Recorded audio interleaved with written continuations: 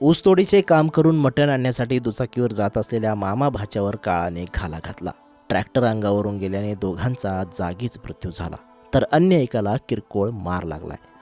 मुदखेड तालुक्यातील वळण रस्त्यावर 29 फेब्रुवारी रोजी सायंकाळी 7 वाजताच्या सुमारास हा अपघात घडला. रोहिदास चव्हाण आणि विजय पवार असे मृतांची नावे आहेत. या घटनेनं मुदखेड तालुक्यात शोककळा पसरली आहे. रोहिदास चव्हाण राहणार पांगरगाव तांडा तालुका मुदखेड आणि विजय पवार राहणार सिंदी तांडा तालुका उमरी हे दोघे नात्याने मामा भाचे होते. आपल्या कुटुंबियांसोबत ते ऊस तोडीचे काम करत होते. दिवसभर ऊस तोडीचे काम केल्यानंतर 29 फेब्रुवारी रोजी सायंकाळी 7च्या सुमारास रोहिदास चव्हाण, विजय पवार आणि इतर एक असे तिघेजण दुचाकीवर मटण आणण्यासाठी जात होते. मुदखेड शहरातील सीता नदीच्या वळण रस्त्यावर त्यांच्या दुचाकीला ट्रॅक्टरची जोरदार धडक लागली. या अपघातात ट्रॅक्टर अंगावरून गेल्याने विजय पवार याचा घटनास्थळीच मृत्यू झाला, तर रोहिदास चव्हाण याला उपचारासाठी नांदेड येथील शासकीय रुग्णालयात दाखल करण्यात आले होते. मात्र उपचारादरम्यान त्यांचा जागीच मृत्यू झाला. अपघातानंतर नागरिकांनी मोठी गर्दी केली होती.